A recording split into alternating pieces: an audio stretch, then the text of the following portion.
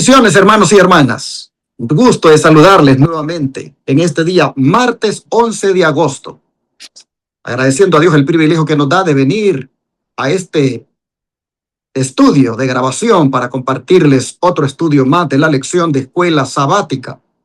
Saludamos a todos los que están en sintonía y si es por primera vez que nos está mirando, es un gusto tenerle aquí en este canal de YouTube, donde todos los días venimos con estos estudios muy profundos, porque son con la Biblia y el espíritu de profecía.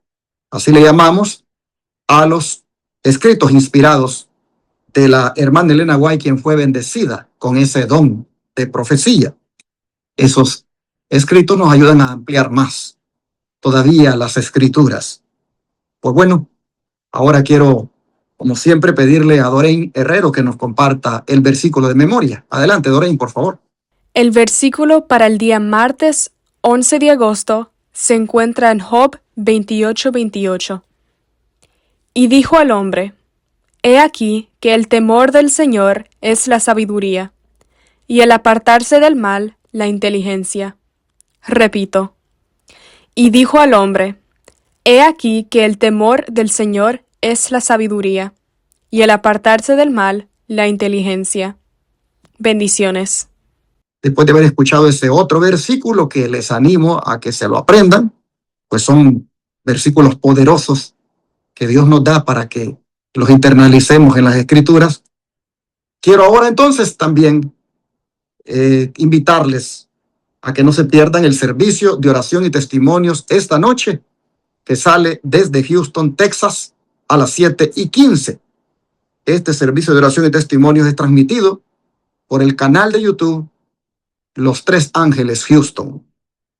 Y todos los martes a las 7:15 estamos invitando para que no se lo pierdan. Invitamos a los que miran el nuevo canal de televisión que tenemos en Houston, el 21.4, que vengan y adoren, oren, se reúnan con los hermanos esta noche.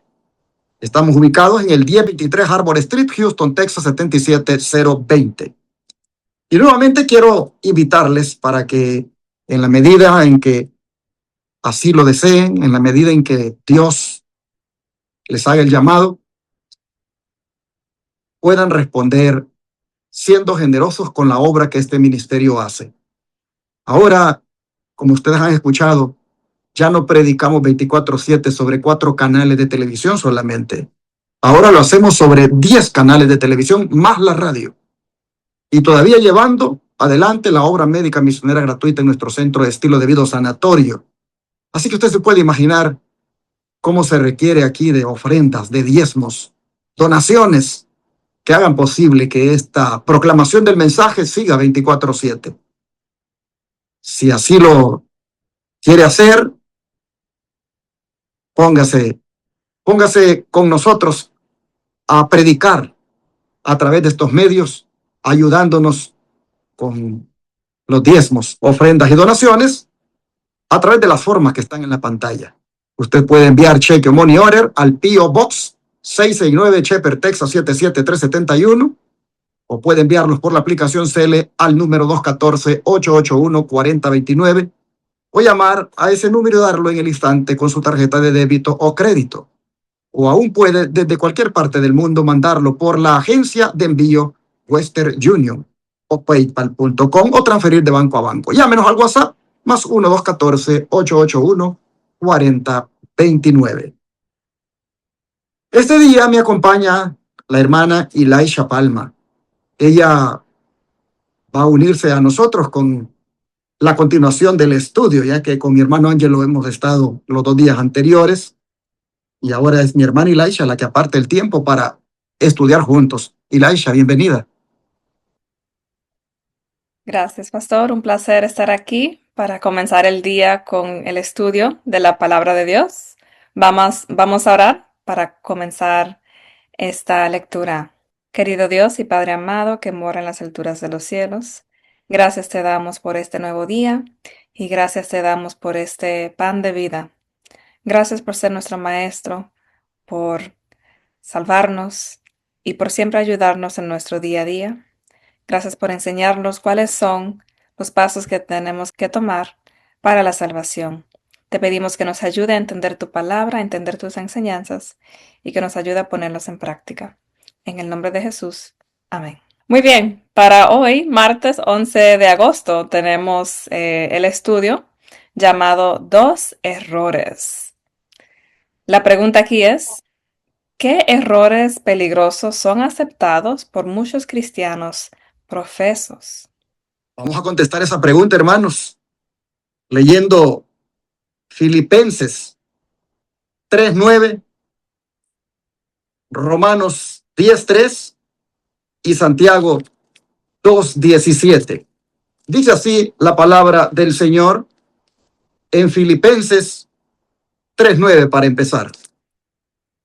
Y ser hallado en él, no teniendo mi propia justicia que es por la ley, sino la que es por la fe de Cristo, la justicia que es de Dios por la fe. Y luego Romanos 10:3 nos dice de la siguiente manera: porque ignorando la justicia de Dios y procurando establecer la suya propia, no se han sujetado a la justicia de Dios. Y luego Santiago 2:17 nos dice así. Santiago 2:17. Así también la fe, si no tiene obras, es muerta en sí misma. Con estos estudios, nosotros vemos que en la lección de hoy hay unas advertencias que debemos ponerle atención. Satanás no siempre procura alejarnos de Cristo por medio de la incredulidad. Muchas veces lo hace llevándonos a uno de dos extremos. Ambos extremos parecen cristianos, pero ambos apartan del verdadero evangelio. El primer error aparece en Romanos 10:3, cuando Pablo dice, ignorando la justicia de Dios, procurando establecer la suya propia, no se ha sujetado a la justicia de Dios. ¿Cuál era el problema? El problema no era que rechazaran la ley. Al contrario, procuraban guardarla con un enorme celo. El problema era que buscaban ser aceptados por Dios sobre la base de sus propios méritos. Ellos pensaban que la obediencia a la ley produciría la salvación, cuando en realidad la salvación es la que produce una obediencia nacida del amor. De manera, hermanos y hermanas, que cada vez que una persona cree que Dios la acepta porque ora más, porque conoce más doctrina o porque lleva muchos años en la iglesia, está cayendo en el mismo error de Israel, es decir, establecer su propia justicia.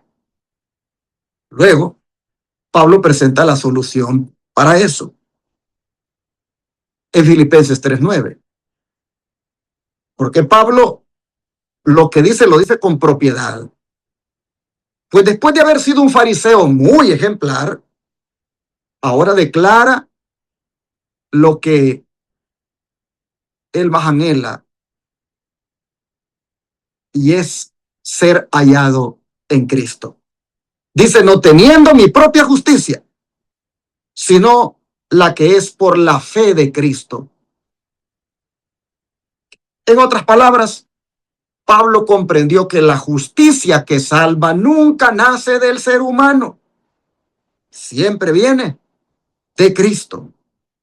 La salvación, mis hermanos, no consiste en presentar delante de Dios nuestros logros espirituales, sino en aceptar por la fe la perfecta justicia del Salvador.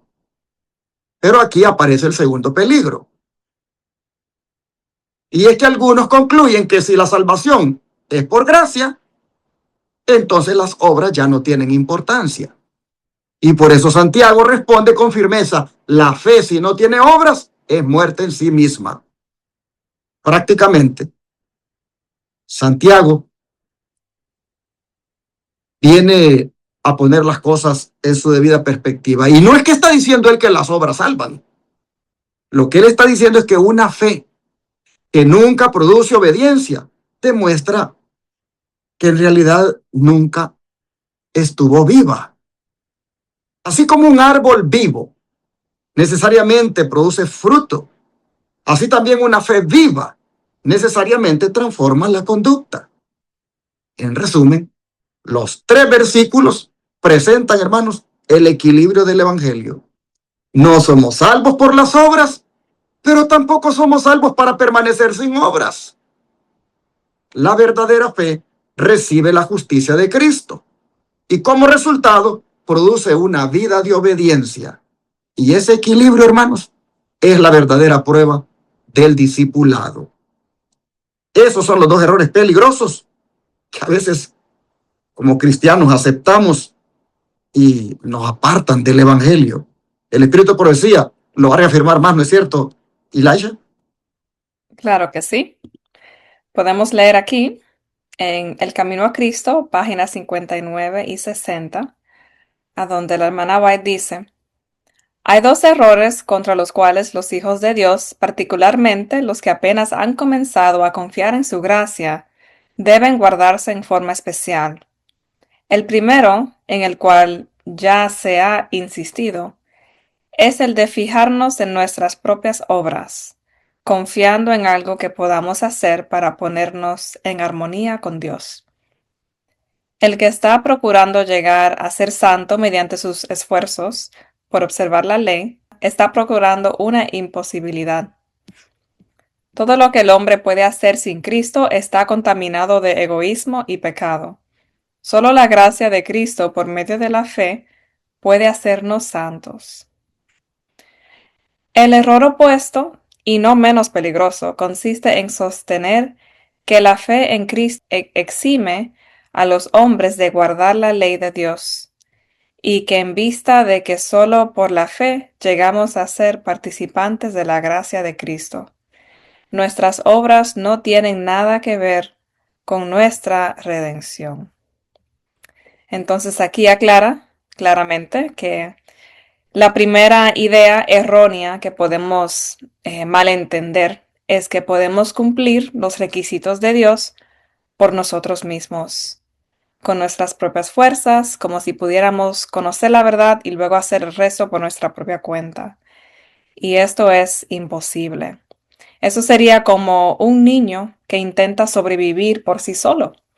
Un niño necesita a sus padres para que le provea, le guíe, le eduque, le consuele. Y así como hijos de Dios, debemos de tener esa clase de relación con Él.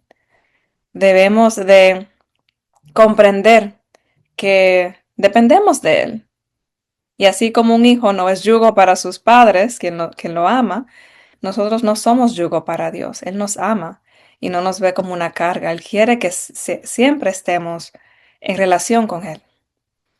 Y la otra mentalidad errónea es que podemos pensar que nada más tener fe en Jesús y que Él murió por nosotros es suficiente. Creer en Jesús y ya. No hay que hacer nada más. No hay que cambiar. Es por gracia y ya. Él pagó por nuestros pecados y no importa lo que haga. Puedo actuar y hacer como yo quiero hacer. Pero Mateo 1:21 dice, hablando de el ángel hablando con María, dice: y dará a luz un hijo y llamará su nombre Jesús, porque él salvará a su pueblo de sus pecados.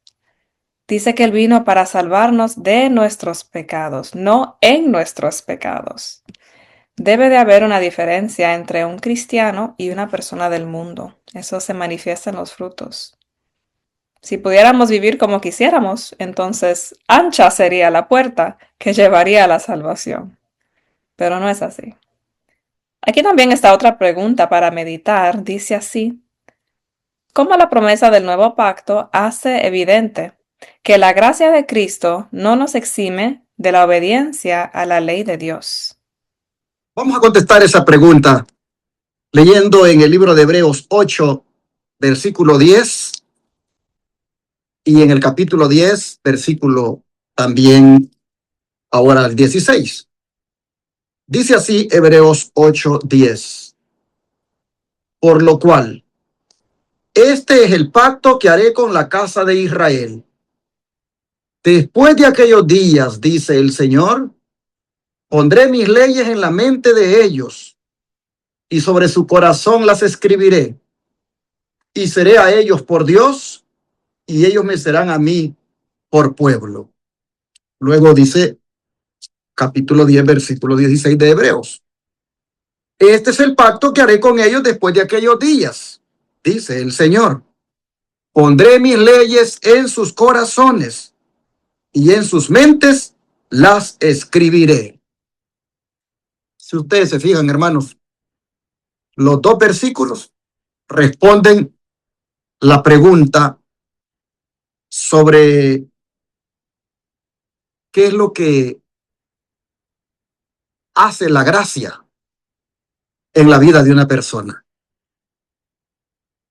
A veces nosotros pensamos, y millones piensan, que la gracia elimina la necesidad de obedecer. Sin embargo, el autor de Hebreos está enseñando exactamente lo contrario. Dice, pondré mis leyes en la mente de ellos y sobre su corazón las escribiré. Noten, hermanos, que el nuevo pacto no cambia la ley, sino que cambia al ser humano. Vivimos en tiempos donde millones de cristianos están equivocados con esto de la ley y la gracia, con esto del nuevo pacto y el viejo pacto. Se declaran discípulos del Señor y no quieren obedecer la ley del Señor. Se declaran discípulos salvos por la fe para seguir en el pecado de desobedecer la ley de Dios. Y hay otro tipo de cristianos que hacen tanto esfuerzo en guardar la ley y casi se mira como que, pues por la ley es que son salvos y no tienen una experiencia con Jesús íntimamente, genuinamente, donde el cambio venga del poder del Señor. Son dos extremos. Hermanos, la Biblia hay que saberla entender, porque es peligroso que uno esté apartado del Evangelio por la manera de cómo entiende la Escritura.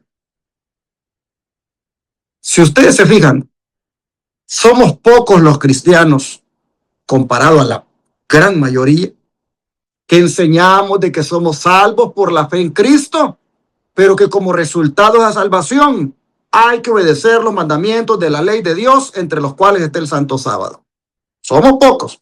La gran mayoría de iglesias, de pastores y millones de cristianos dicen, somos salvos solo por la fe y no hay más que estar preocupándose ni por sábado ni por ley de Dios. No, eso ya no. Wow, es el otro extremo. Pero eso es obra de Satanás. Aquí estamos leyendo, hermanos, que en el nuevo pacto la ley no cambia, lo que cambia es uno.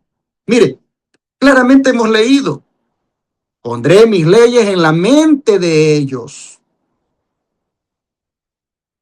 y sobre su corazón las escribiré. No sobre el corazón que bombea sangre, sino sobre la mente, porque el corazón es la mente, el asiento de las facultades del hombre. Allí se escribo la ley de Dios. Hermanos, si ustedes se van allá al santuario, ustedes van a leer de que la ley de Dios estaba en el lugar santísimo. Y ahora Dios viene y escribe su ley aquí en la mente. Este viene a ser como el lugar santísimo. Aquí el Señor pone la santa ley de Dios, ahí le escribe. Pero los que están en contra de la ley de Dios, ¿cómo la puede Dios escribir ahí si no quieren nada con ella? Hermanos y hermanas, Dios no promete en el nuevo pacto abolir sus mandamientos ni disminuir sus exigencias. Lo que promete es transformar el corazón para que el hombre pueda vivir en armonía con su voluntad. Esa es la gran diferencia entre el antiguo y el nuevo pacto. El problema del antiguo pacto, hermanos, nunca fue la ley. La ley era santa, justa y buena, dice Pablo. El problema era el corazón humano, incapaz de obedecer por sus propias fuerzas. Por eso el nuevo pacto ofrece algo que el antiguo no podía producir, es decir, un corazón renovado por el Espíritu Santo. Y luego Hebreos 10:16 repite la misma promesa. Pondré mis leyes en sus corazones y en su mente las escribiré. Cuando la Biblia repite una verdad, hermanos, está llamando nuestra atención sobre su importancia. ¿Qué significa que Dios escriba la ley en nuestro corazón o mente? No significa que el creyente obedece por obligación o por miedo al castigo. Significa que la obediencia nace desde el interior. Antes la ley estaba escrita en tablas de piedra. Ahora Dios desea grabarla en los afectos, en la conciencia y en las motivaciones de nosotros. El cristiano ahora ya no pregunta ¿hasta dónde puedo llegar sin pecar?, sino que pregunta ¿cómo puedo agradar más a mi Señor? Ese es el lenguaje del nuevo pacto. La gracia, hermanos y hermanas, no crea un creyente indiferente a la voluntad de Dios, sino que crea un creyente que encuentra gozo en hacer la voluntad de Dios. Por eso la obediencia no es un requisito para entrar en el nuevo pacto. El resultado es de vivir dentro del nuevo pacto. Y cuando Cristo es el que reina en ese nuevo pacto en nuestro corazón, ya la ley deja de ser una carga y se convierte más bien en un deleite. Por eso decía David que él se deleitaba en la ley de Dios. Oh, cuánto, decía él, amo yo tu ley. Todo el día guía mi meditación. Hermanos, y es posible que alguien diga, sí, pero él se refería a la Torá, se refería a la Biblia. Bueno, pero ahí mismo en la Torá está la ley de Dios. Hermanos y hermanas, no es una carga para nosotros guardar el santo sábado. No es una carga para nosotros guardar la ley de Dios. Al contrario, nos es un gozo, nos es una alegría como resultado de estar en el nuevo pacto y como resultado de que somos salvos por la fe en Cristo. Esa es la evidencia, hermanos, de que la gracia no solamente nos ha perdonado, sino que también ha transformado nuestra vida y la está transformando cada día. Así, entonces, basados en esta promesa, es que podemos evitar caer en los dos errores. Pero ¿cómo el don de profecía se une a todo esto, Iraisha?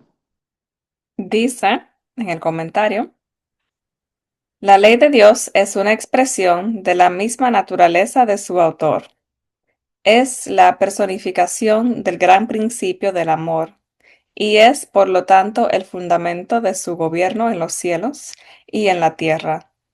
Si nuestros corazones están renovados a la semejanza de Dios, si el amor divino está implantado en el alma, ¿no se cumplirá la ley de Dios en nuestra vida? Cuando el principio del amor es implantado en el corazón, cuando el hombre es renovado a la imagen del que lo creó, se cumple en él la promesa del nuevo pacto. Y si la ley está escrita en el corazón, ¿no modelará la vida? La obediencia es decir, el servicio y la lealtad que se rinden por amor y es la verdadera prueba del discipulado. Sigue diciendo, Dios exige en este tiempo precisamente lo que demandó de la santa pareja en el Edén, perfecta obediencia a sus mandamientos. Su ley permanece inmutable en todos los siglos. La gran norma de justicia presentada en el Antiguo Testamento no es rebajada en el Nuevo Testamento. La obra del Evangelio no es debilitar las exigencias de la santa ley de Dios, sino elevar a los hombres para que puedan guardar sus preceptos. La fe en Cristo que salva el alma no es lo que presentan muchos. Cree, cree, es su clamor. Solamente cree en Cristo y serás salvo. Eso es todo lo que tienes que hacer. La verdadera fe confía plenamente en Cristo para la salvación, pero al mismo tiempo inducirá a una perfecta conformidad con la ley de Dios. Comentario bíblico, comentarios de la hermana Elena G. de White, tomo 6, página 1072. Un verdadero discípulo es aquel que aprende del maestro y no solamente conoce las enseñanzas, sino que sigue y pone en práctica sus enseñanzas. Dios es amor y por lo tanto, todo lo que el Señor escribe proviene del amor. Y esta ley, Dios la escribió por amor, por orientarnos y enseñarnos cómo vivir y cuál es una vida perfecta, moralmente sana. Y resulta que esta ley es la ley perfecta de cómo vivir una vida santa. Es la ley que hasta produce un universo perfecto. Recuerdo que una vez en clase de ética en la high school, la secundaria, la profesora planteó la siguiente pregunta. Si tuviéramos una sociedad, una comunidad de personas, y se implementaría una regla para que todas las personas de esa sociedad, de esa comunidad, sean felices, sean perfectos y felices. Una regla para que no importa si eres doctor o alguien que trabaja en la limpieza, cómo pudiera todas las personas ser felices y satisfechos. ¿Cuál es la regla?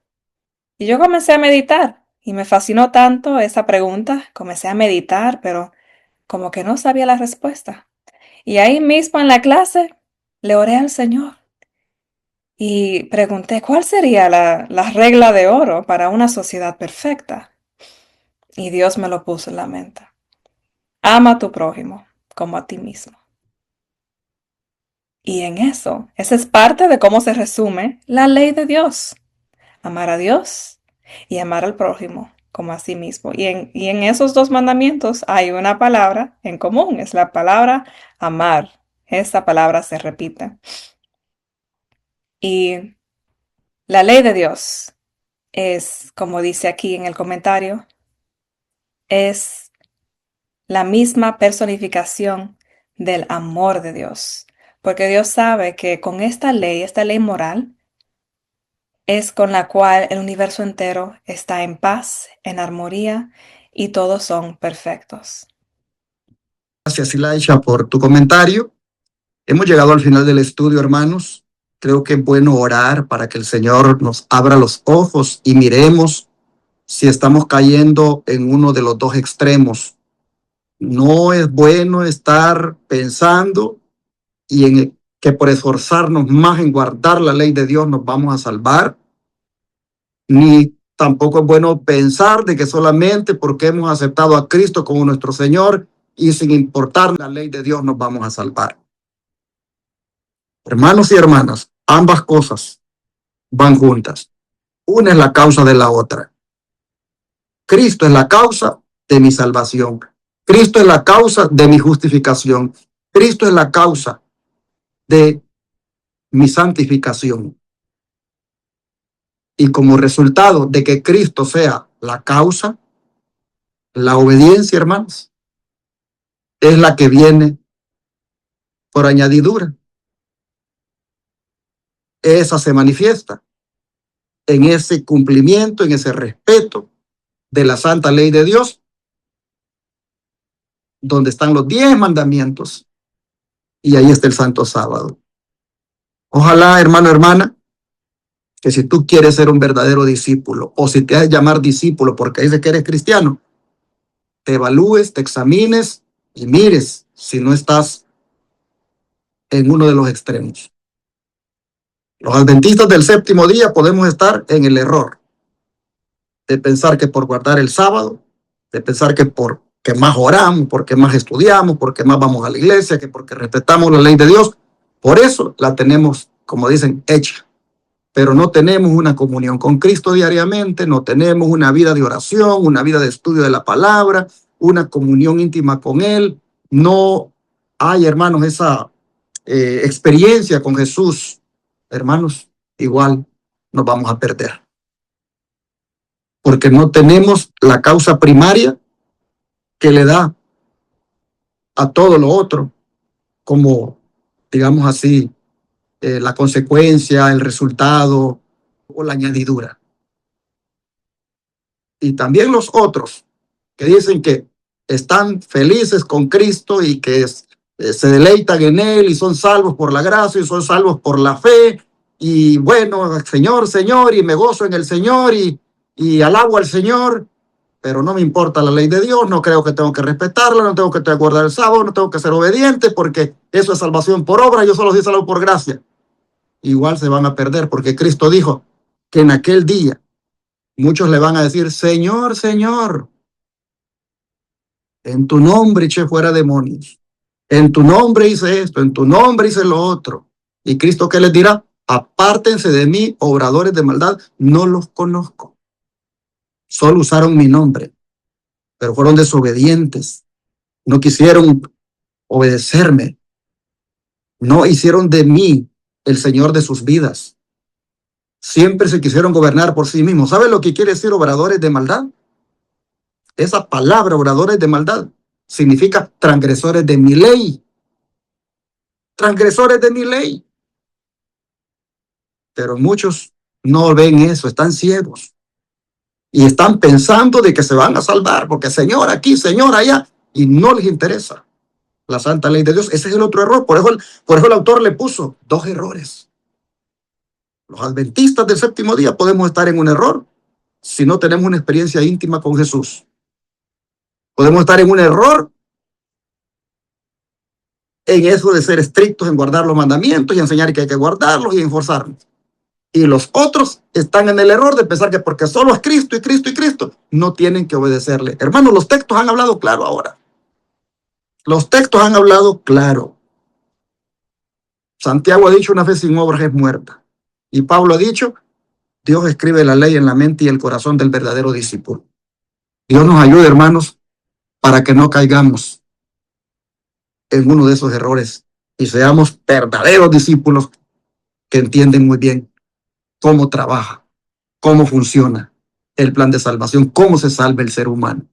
Bien, vamos a orar entonces para pedirle al Señor que nos ayude a afirmarnos más en Cristo, a profundizar más nuestra experiencia con Él y que como resultado de eso seamos obedientes y hagamos las obras que corresponden como un resultado, nada más, algo natural.